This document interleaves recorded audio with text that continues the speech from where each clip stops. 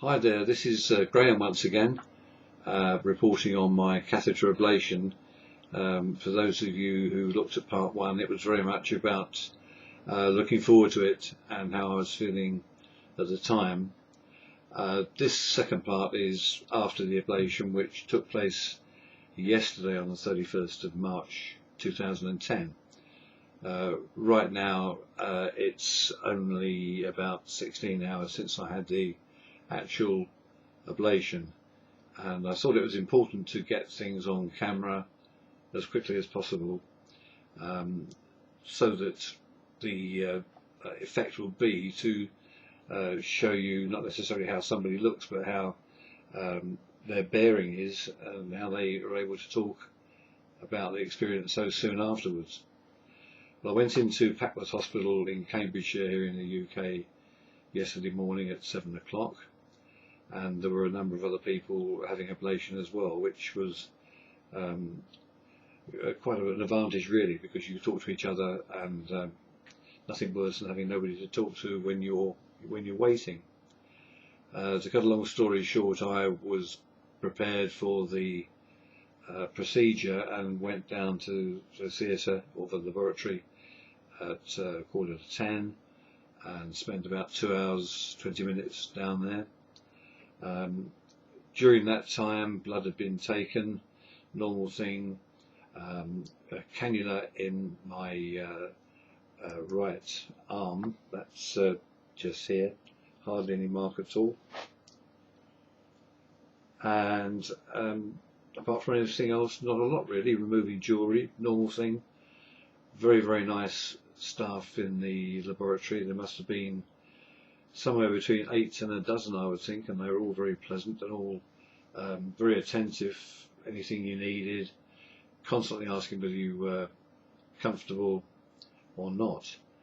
The first real thing of any importance that happened was an analgesic put into my right groin after it had been shaved, and that was to just do away with the pain while they found a vein, which they did.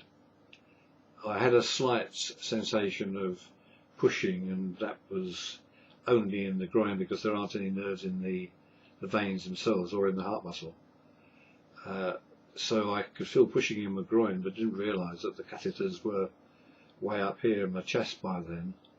And I only realised that when I looked across at some monitors. I could see these little things wobbling around inside my heart. At one particular point they did say to me, this might be a bit painful. I don't know what they were doing, but I did experience, to be honest, a little bit of pain. But as soon as I said, ow, that hurts, someone immediately introduced a painkiller into the cannula that was already in my arm, and the pain just disappeared.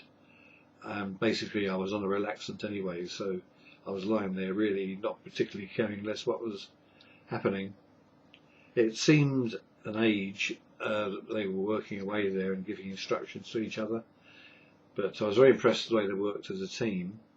And the reason I'm going into this detail is the fact that most of the recordings on YouTube here are quite technical ones, apart from one young lady who I've seen and have been in contact with.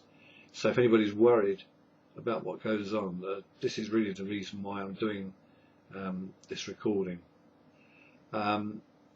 Basically after 2 hours, all the fiddling around and whatever they were doing, huge machinery taking x-rays of the heart from different angles all the time, and they just casually said to me, well, we're finished now, and off I popped, and I was asked to lay flat in my bed in the ward for an hour. Then I was allowed to sit up for an hour. Then I was allowed, while keeping my theatre gown on and putting a dressing gown on, I was allowed to get out of bed slowly after 2 hours and walk into the day room, as we call it. And from there on in, I was steadily allowed to wander around on my own. They offered me some refreshment, which I had, and eagerly too. How did I feel? I felt fine. I won't say my breathlessness went away immediately, because that would have been too much to expect, I think. But I remember walking out of the building towards a taxi, whereas before I would have been breathless and really keen to get in a taxi to have a rest. I didn't even give it any thought. I had a good night last night. I have a doctor's letter, a consultant's letter from my GP, which says that the procedure was perfectly successful, and they've even taken me off a Telenol, the beta blocker I was having for high blood pressure. So that's an added bonus. That's one tablet less to take per day. I have to stay on warfarin for another 2 months, in which case, if everything's okay, that will be dropped as well.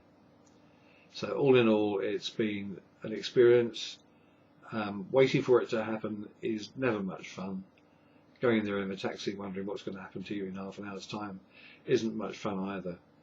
But if the opportunity was given to me, if I needed this kind of procedure or any other kind of procedure, keyhole procedure, I would jump at it, because these people really do know what they're doing.